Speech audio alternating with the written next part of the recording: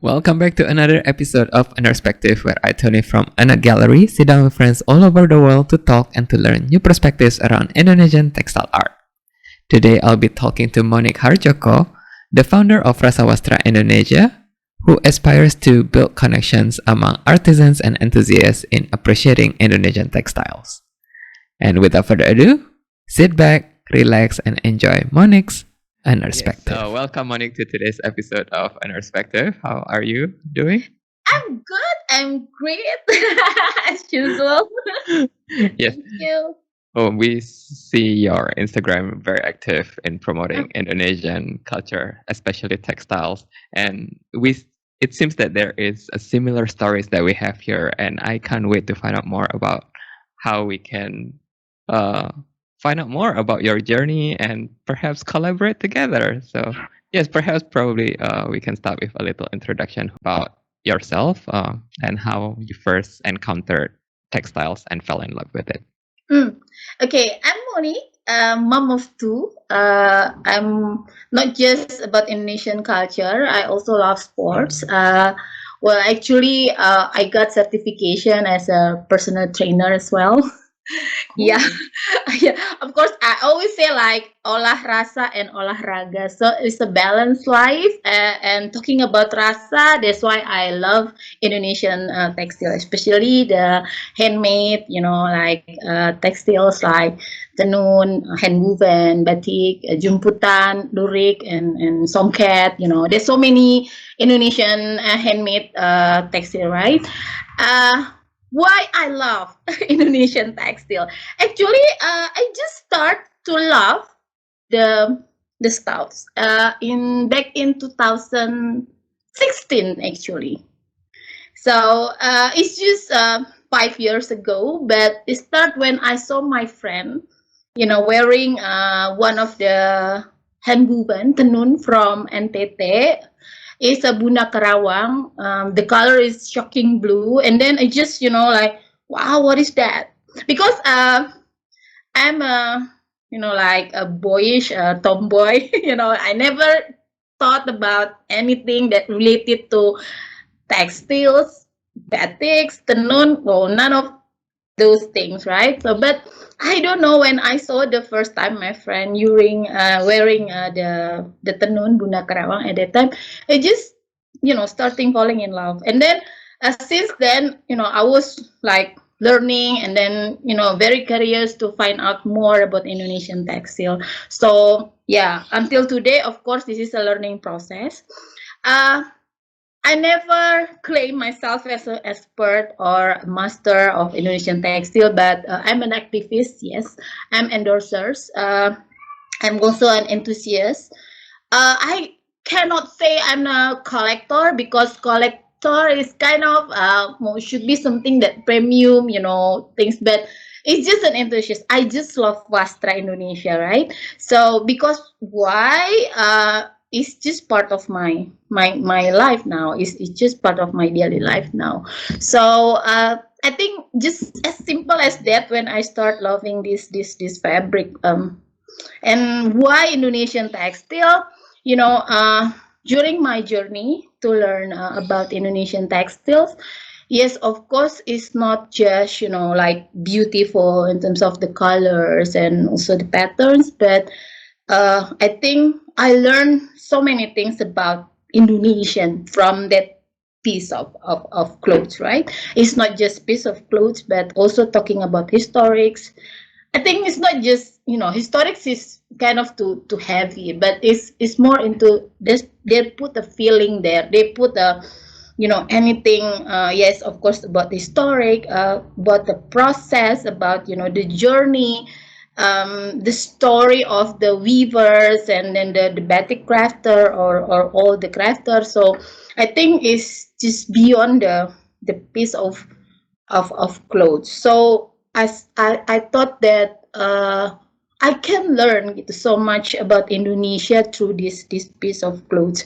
And then again, it's still in the process. Of course, this is a learning journey. I could be wrong. I can get wrong information from so many sources, but I keep learning. I keep learning to know more and more about Indonesian textile, especially because I don't want, to make it complicated when learning about Wastra, because by the end of the day, I thought it's very simple, to understand the meaning of our Indonesian handwoven, our Indonesian Wastra, because the values, the story of the Wastra itself is talking about Indonesian, is talking about values, is talking about our characters, is talking about Indonesian journey, from our ancients and up to now.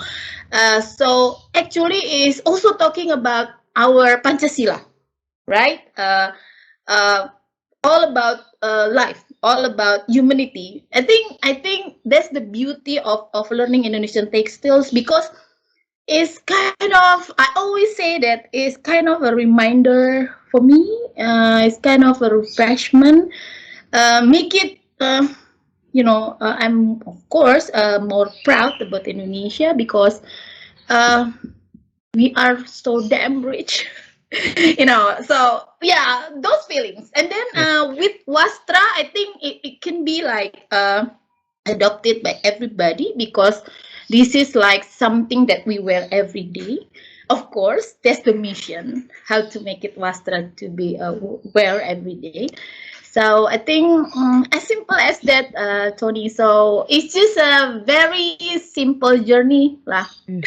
Yes, it is very interesting that you commented on the simplicity of olah rasa and all the meaning behind it. But what do you think makes it complicated for people to Understand. or to appreciate? Appreciate, yes. I think again, how you react on, and I mean not react, how you want to learn about that, and then from what source. I think when talking about Wastra Nusantara, most people thought that, my God, this is talking about like Indonesian historic.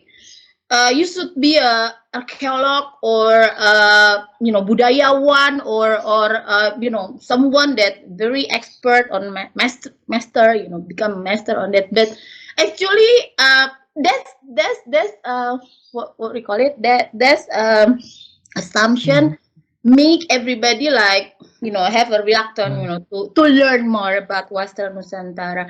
But along the way, again, I'm still learning up to now. I saw that no, actually we don't have to be again an expert or a master, or studying budaya or archaeolog to understand about Wastra, but is as simple as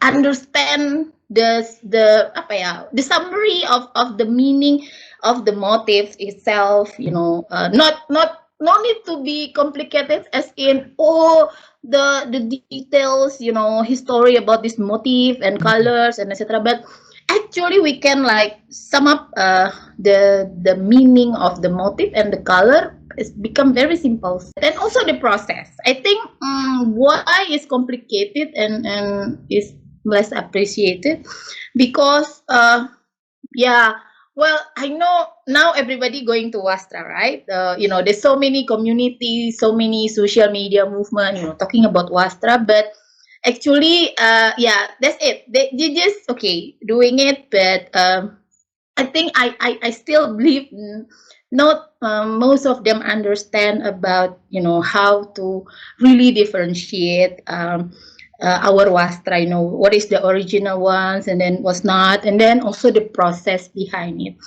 And then what about the story of the weaver, the crafter, because I do believe, Tony, that learning about Wastra Nusantara is not about just wearing it or looking at or finding information in websites or books, but also an interactions.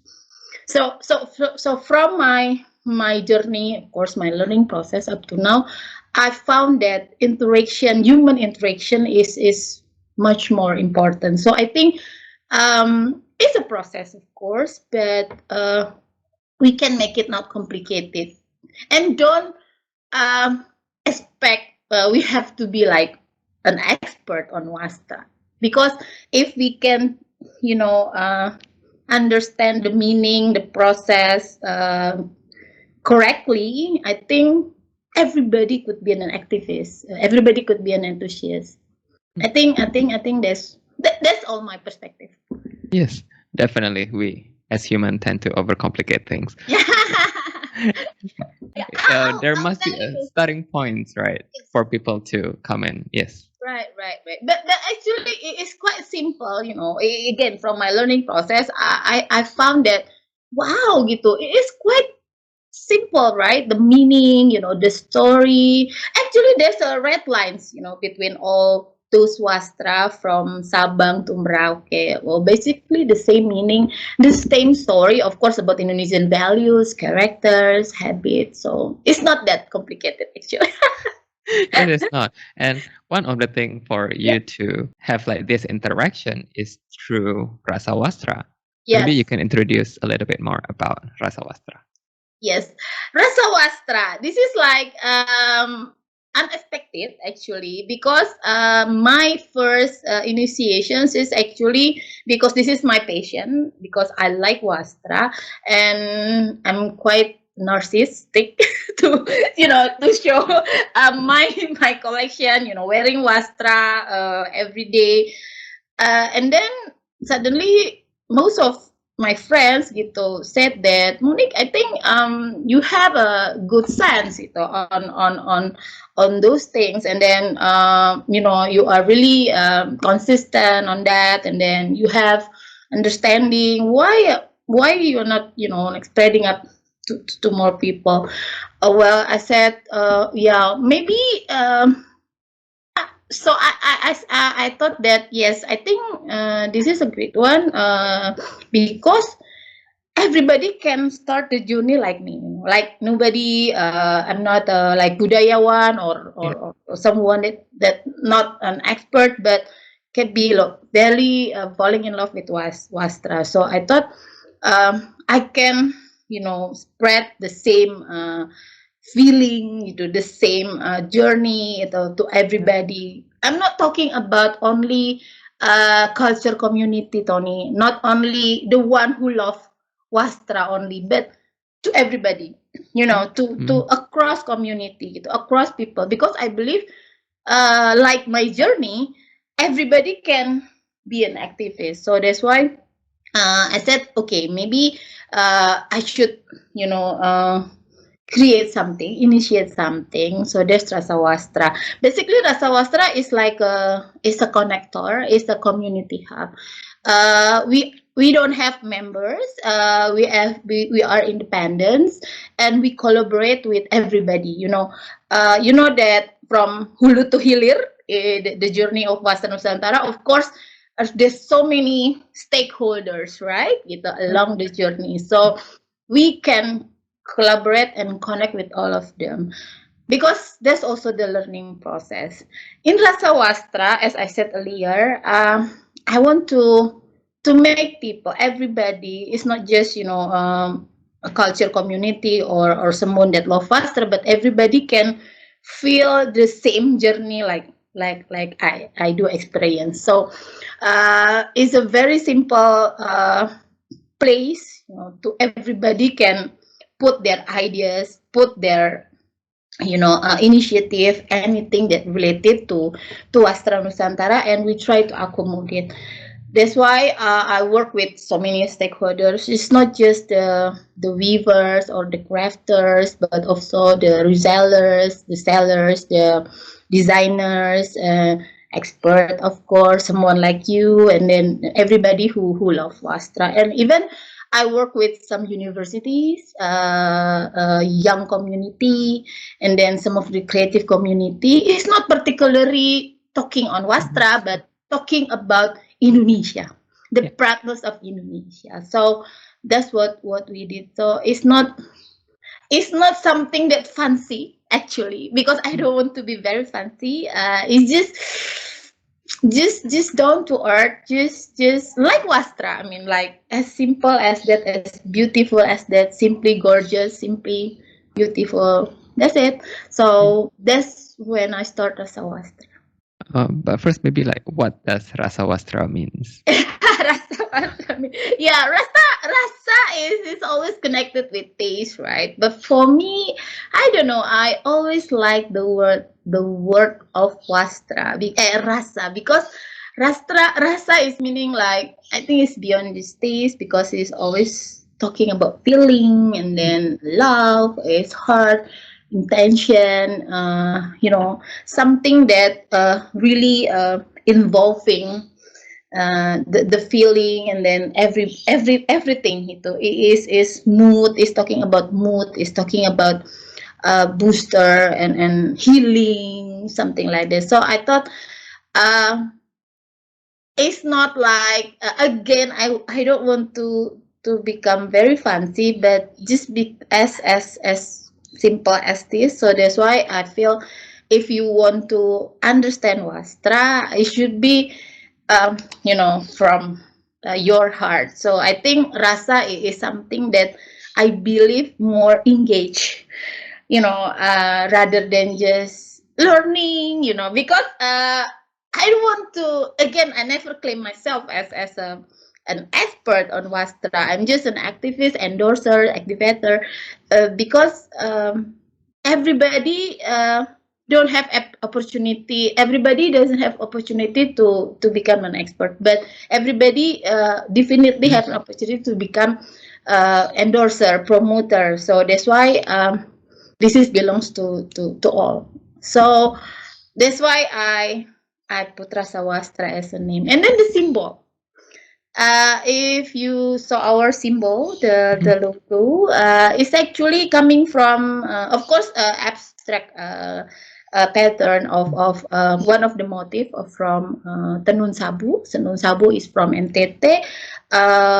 Is coming from one of the Hubu Iki community. So basically, the meaning of those symbols is actually, itu in bahasa is like daun, bunga palem, small bunga palem, and then the meaning actually about the journey of life, and then the ideas of every woman in Sabu Island. So I was inspired by their journey, how become a woman that have a, like kodrat, but still you can be independent, and then also become the support of the family, and all those things. So because the story of woman is always great, so that's what I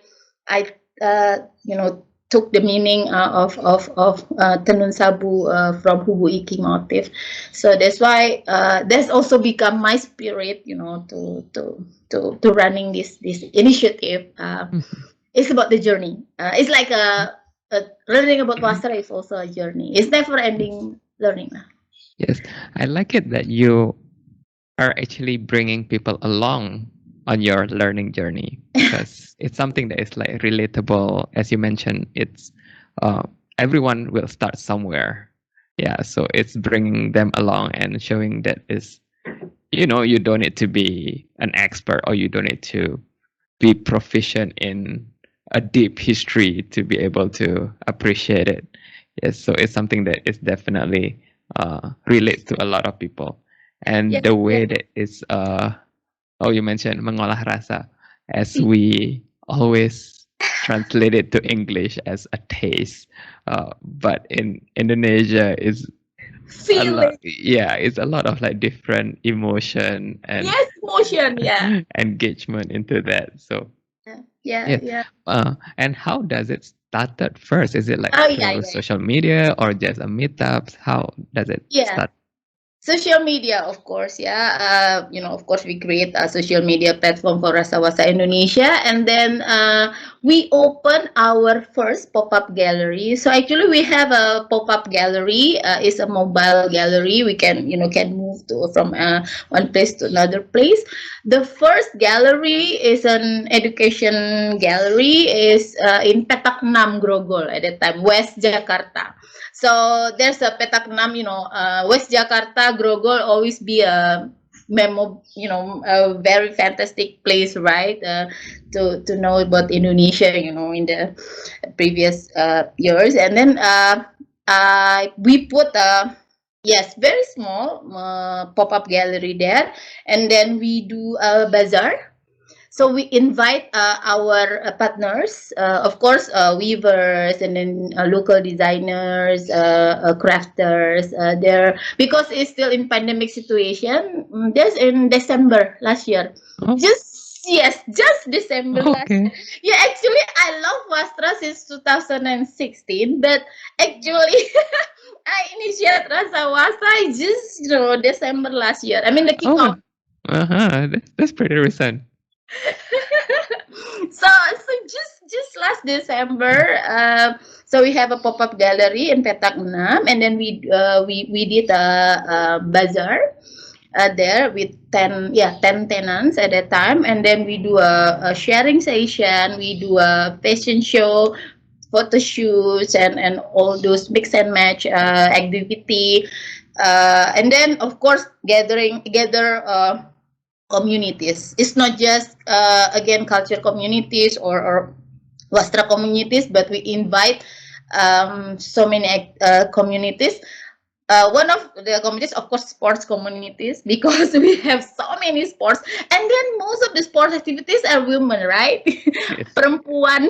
Jadi, of course, they love to, look beautiful in kain. Yeah, basically they can love Wastra. Not necessarily, they are involving in Wastra community, but everybody can love Wastra. Any even a group of people, individual gang, like everybody. So just cheering everybody to be understand and then see the beauty of our Wastra. So I put some of Rasawastra collection, handwoven from Sabang to Merauke. So we have some Aceh, Jambi, representative from each island. So they can, see how beautiful and how rich of Indonesian. And then surprisingly, well, I could say 70% of them just knew at that time. Oh my God, this is so beautiful, Monique. What is this, like Jambi, batik Jambi, like Sintang from Kalimantan Barat, and then because most of them normally only knows batik, right? And then Sumba maybe from handwoven. So I think that's our mission. We have gallery also in Jogja. So in Jogja, the same treatment we put in Selasar Malioboro. So we have our pop-up gallery in Selasar Malioboro, and then of course again we also connecting with some of community in Jogja, Solo, Semarang, around those area, and we do the same thing. And surprisingly, again in Jogja, of course most of them just familiar with batik and lurik, right? Yes. And then I just very happy, to introduce them about the handwoven from NTT, like Sika, Sumba, even Rote, some names that they are not, wow, what is that? Now we have also pop-up gallery in Jagakarsa, in Jakarta, and then of course since still PPKM, I mean like limited, so that's why we currently we stop our gallery of and then we will start hopefully soonest in September in different places. So basically just we grow organic. Nice. I do believe, Tony, that if you really passionate about something,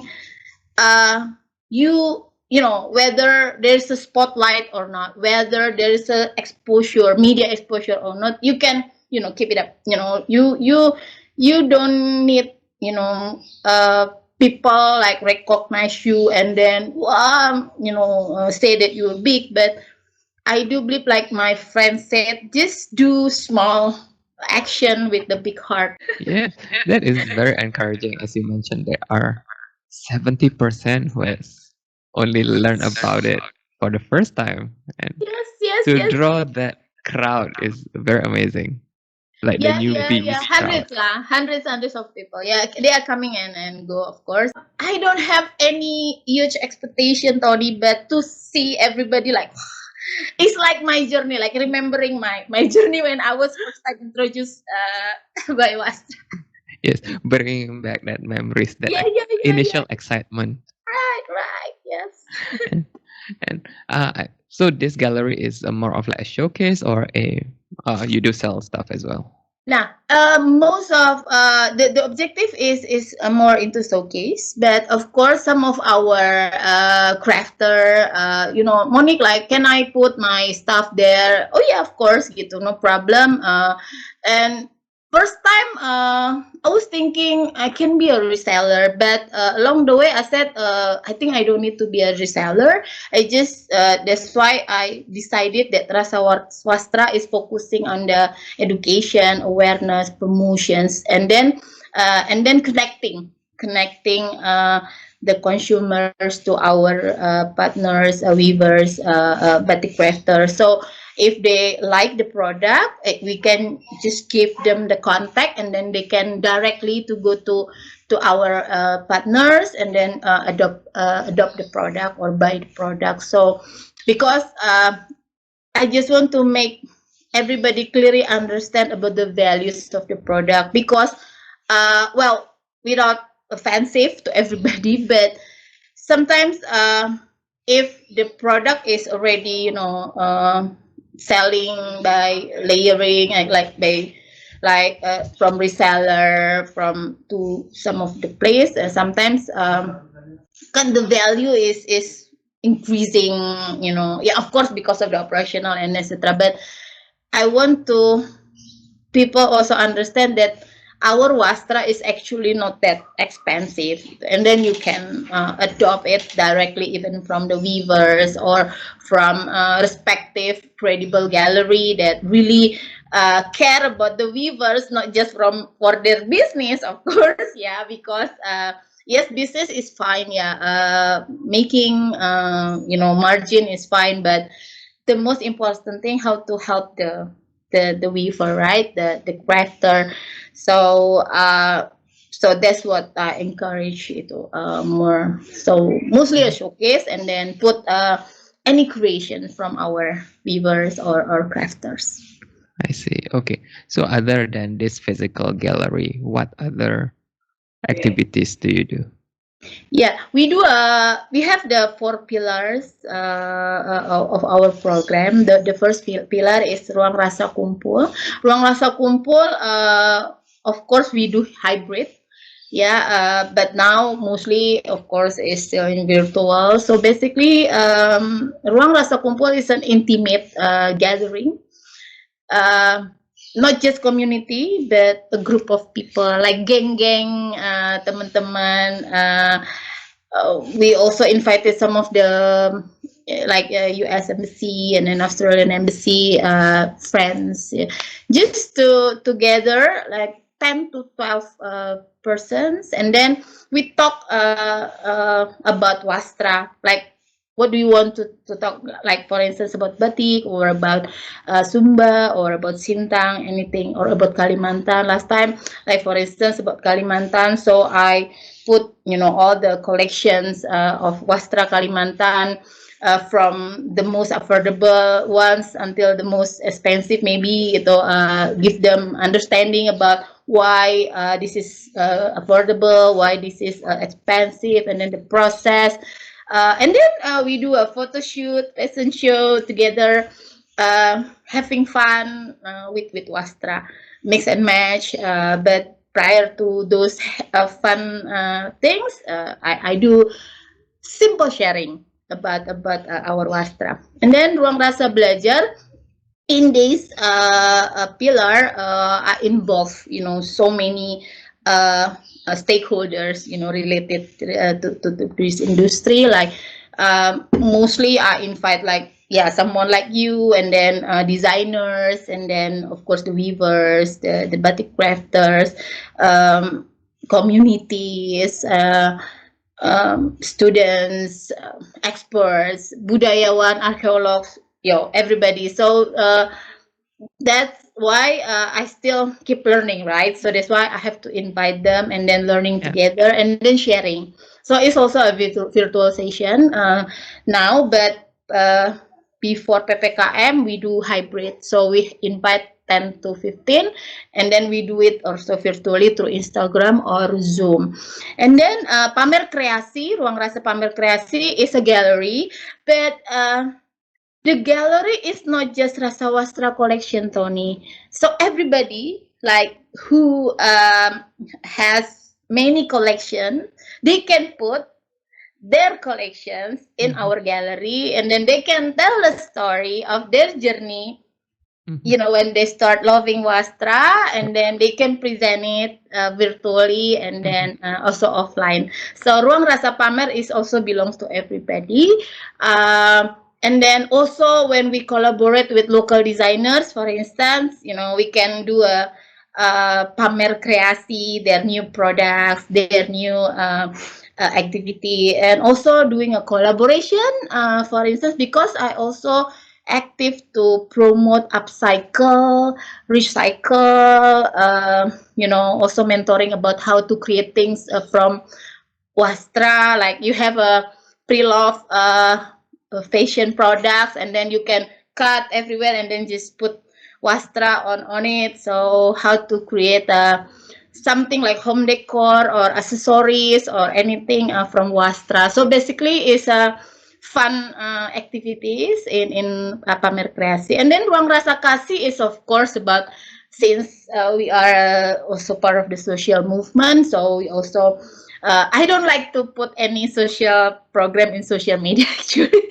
So yeah, Yeah. that's our policy. So but yeah, thank God, up until now we already do some donation to some of schools in Bali, in NTT, and then also helping some of the weavers doing a live shopping, and then some of the margin goes to helping their children or at schools, church, mosques, and some other things that really need our help. So some of the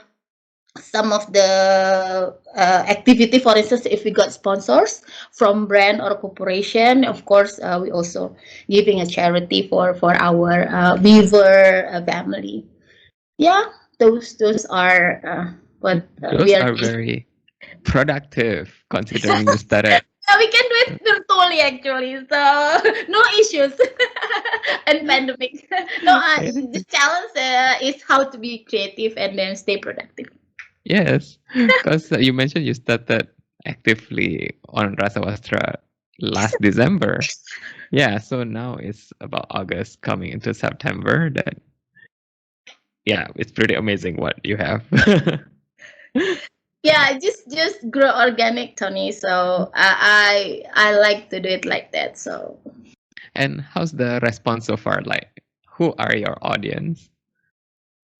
yeah, we have so many, of course, because we can collaborate with everybody. Of course, currently, like I said earlier, I work with some of the universities like LSPR, UI, UNJ, Universitas Brawijaya, so many young generation, young community as well, because there's so many like Remaja Nusantara, Remaja Berkain, like those kind of community or social movement. So we work with them. We also working with some corporations, of course. Some of the corporations having a CSR program, focusing on Indonesian culture. So we help them, to create some of the activity like talk show, sharings, charity, live shopping to help our weavers or crafters, and then of course all those across. I cannot say one by one, yeah, but because we are not just collaborate with cultural community. So that's why there's so many people actually become our fans. Like for instance, my friends in sports communities, they also now actively promoting Wastra, because like, okay, you can run with kebaya, and then you can like having a after run, and then we do a even I work with some of the young sports community to have a photo session that using Wastra you can do like active movement. So it's not like there's no barrier, no barrier to still moving with Wastra. And then Yeah, it's a yeah, good response from the younger audience. yeah, As yeah, yeah. across the board is the concern about, regeneration, and a lot of the youngsters don't want to produce it or think that it's their grandmother's clothes or something like Yes. that.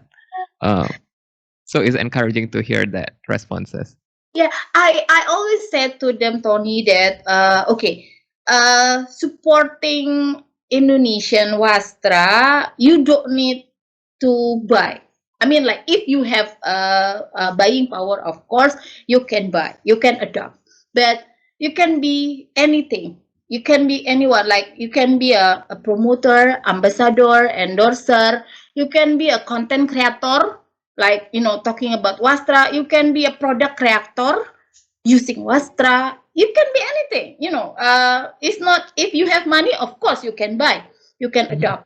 But like nowadays there's so many Wastra, even handmade is quite affordable. I mean, like we have tenun ATBM, is only like 200, 150 rupiah gitu. I mean, if they understand, the difference between all those Wastra, of course, related to the values and the price, I think they start. Oh, okay. So actually, I can adopt ya Mbak gitu. Actually, yes, of course, because if like for instance we have so many like shawl or pasmina from tenun-tenun NTT is only like 50 tau. It's only like 100 tau.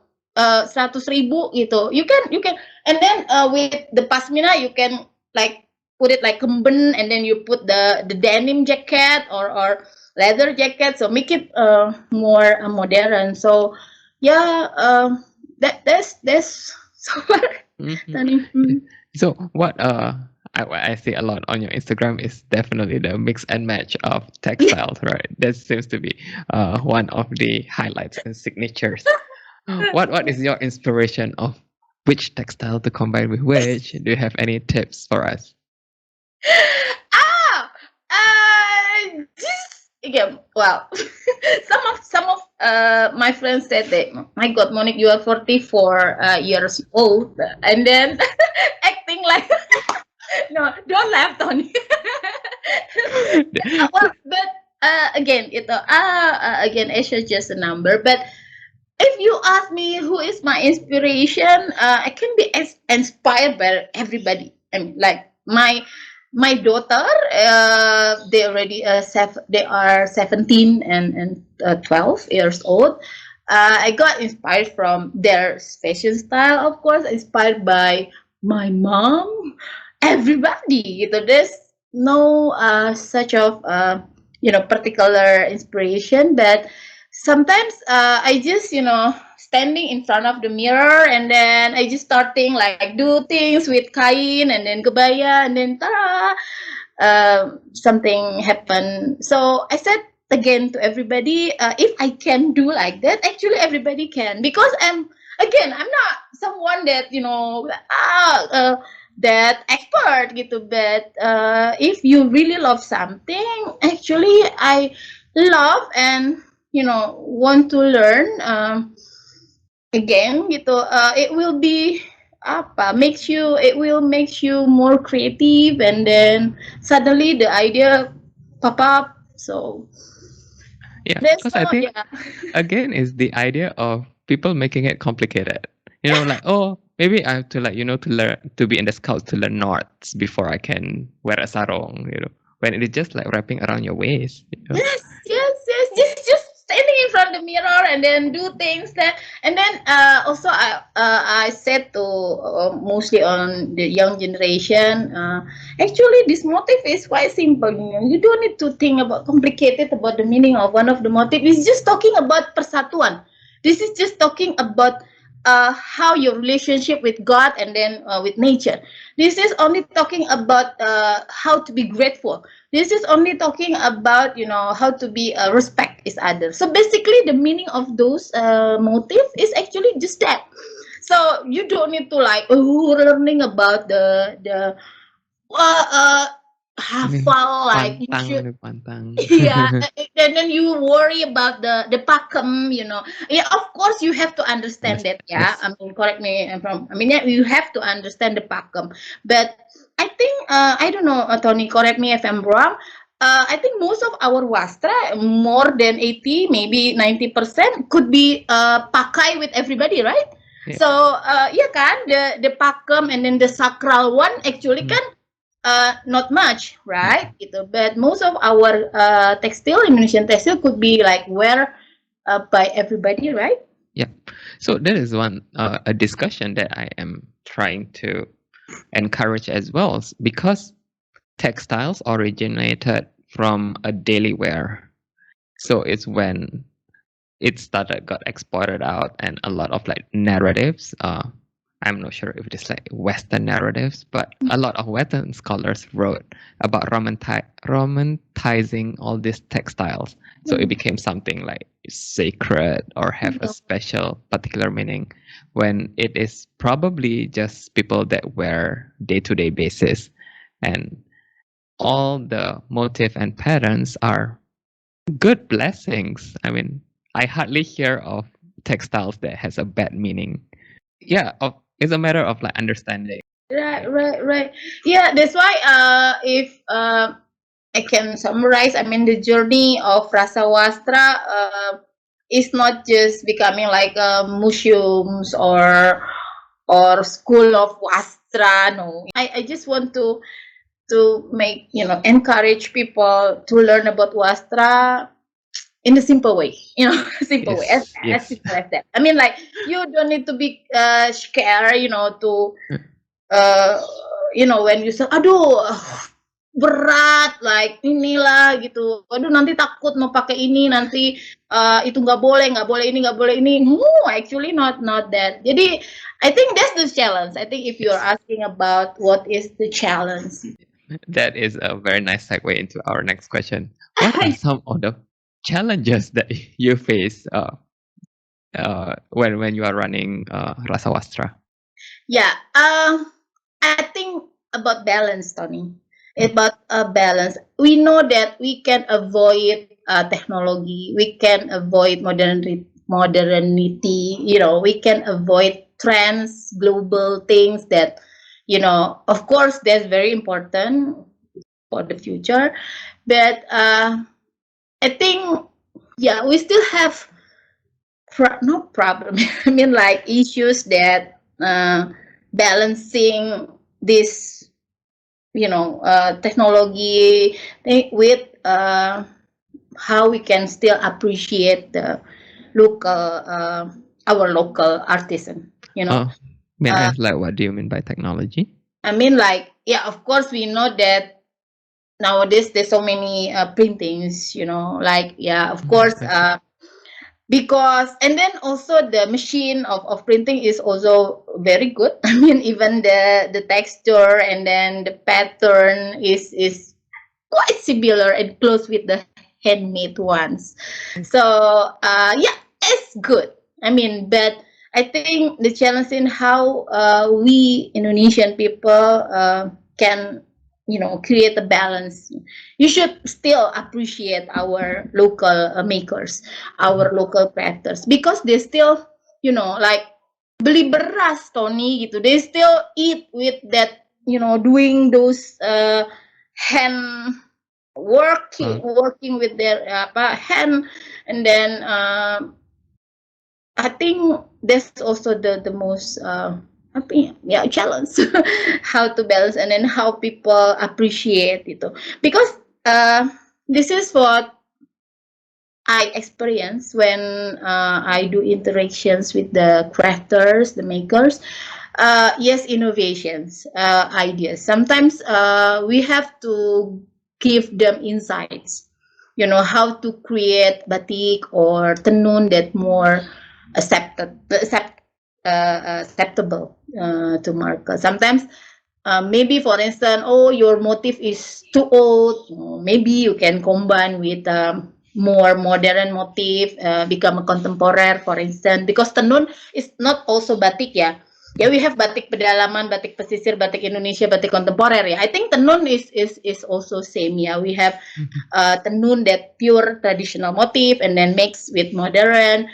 Of course, there's so many influence to other motive. How to give, to do a mentoring, to give insight for our hand woven makers to create motifs or bahan, the materials that can be accepted by market, especially young generations. You know, and also the challenge is still the design. Yeah, of course. That's why I encourage the young people. Like when I was talking about the people from university, yeah, you should encourage your students to create more products that using Wastra. I think product creations, innovations, um, creativity on motifs, patterns, materials. We should help our local makers because yeah, that's also one of the support that we can help them. You cannot buy those batik or tenun, but you can be a mentor. You can help them to balance and then innovations and then understanding. I think because this is also the challenge. Yeah, we have so many cultural community. We have so many community so-called understand about kebaya and wastra, but actually, well, maybe there's something more that need to improve. I mean, in terms of understanding, pemahaman, how to deliver the message of this piece of clothing. It's not just cantik, it's not just cantik in terms of colors and patterns, but also how you can deliver, communicate the story behind it with the simple way. I think there's also the homework for all of Of us us, yeah. in, yeah, how to communicate. It's like because my background is advertising, Tony, and then Mhm. we can always, wrap something, uh, as simple as possible, right? I think it's also we need this also in our Wastra Nusantara, yeah, how to have a narration. Yeah, you said about Mhm. narration, about how to communicate this story in a simple way. I think that's also the challenge. Because just if just expecting, wow, the color is Mm. beautiful, the pattern is beautiful, it's easy. I mean, like, Yeah. yeah, but I think they should start. Yeah, of course they're wearing, yes, but they also start to really understand, because I do believe if they already understand the story behind it, they can be more appreciate it. Yeah, that's by default lah. Yes, definitely. And I like the mission of you as the connector of all these different collaborators. And Yeah. you're looking not just artisans, right? Basically, connect with artisans, with potentially other, be it designers, communities. So basically, a wide spectrum, right? Yes, yes. I like to work with a community that do small things with the big heart. As my friend said, Monique, you just need to do something small dengan hati yang besar, cinta yang besar. Because I believe it's all started from there, Tony. So that's also like bring back again, like you said, my memory when I start doing this. Yeah, I think my friend is right. Just small actions, but do it with the big love. Yes, definitely. And what are some of the initiatives that is upcoming Yes. or that we can see from Rasawastra in the near future? Yeah, quite busy until this soundness this year. Of course, we also join some of the festival, right? I mean, like festival. No, mostly I become a endorser or a spokesperson for some of the festivals, cultural festivals. Like we have upcoming festival Payung. We have so many festivals, and then we still again working with some of university, with Universitas Indonesia, Universitas Negeri Jakarta, series of talk show with them talking about wastra and then kebaya. Also talking about, of course, the upcycle, recycle project with them, and then we have some brands and corporate to work with us. I cannot mention the name, but shortly in October we will work with some of the corporations to have some initiative on embracing about the Indonesian culture, and then other thing, ruang rasa kumpul, ruang rasa belajar is still Yes, uh, ongoing. ongoing virtually. So there's no barrier. Just Yeah. keep going. Maybe a collaboration with aNERDgallery too, Of course, of course. I have so many ideas actually, so we can talk later, yeah, Tony. Yeah, sure. But yes, that is a very busy year, and we are definitely looking forward to a lot of fun stuff from Rasawastra. Yeah. And probably final questions before we end our sessions today. What are your closing words, or to sum up, or like what are your hopes for Rasawastra and Wastra Indonesia in general? Indonesia. Well, simple. I mean, like again, it's always simple. Just everybody can support. Everybody can help. Can be anything. Like if you don't have money, you don't need to buy, or you don't need to adopt Wastra gitu. But you can be a promoter, ambassador, influencer, endorser, content creator. Please, I want to see more of content creator that highlighting our Wastra, and then product creator, because I believe like young generations, millennial, they start doing business when they are still teenagers, right? Yes. Oh my god, so that's why please okay, you can adopt the trend from Japan or Korea or any around the world, but please, you can always put Wastra Indonesia in whatever your creations.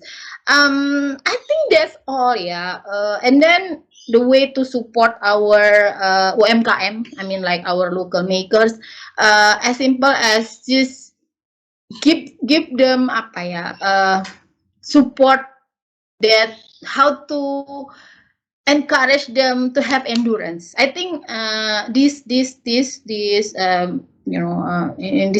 situations, endurance is the most important thing, and how to give them encouragement to have a strong endurance is basically just do something that you can do. I mean, like you don't have to have money, or you don't have to be a collector, a wastra, to help them gitu. But there's so many things. You can just go there, create a content, and then promoting, or you can help them to do the live shopping, live sale from the place, and so many things gitu. So many things. Or you can just buy one tenun, and then you create some products, whatever that attractive, so many things. So I think that's it, because that's the most important thing nowadays. Nggak muluk-muluk si Tony gitu. Yes, as you mentioned throughout the conversation today, is keeping things simple. As long as we can start small with a big heart, we can progress and to increase our understanding and our love for Wastra Indonesia. Of course, I keep learning, because our wastra is banyak sekali, cannot never stop learning lah. Yes, Definitely. yes, definitely. Yes. Thank you so much once again, Monique, for dropping by today. I had a great time, loving the energy. Semangat ya. Thank you so much for joining us today. If you like this interview, do check out our previous chat with other guests over on our IGTV, or read it all on our website www.aNERDgallery.com.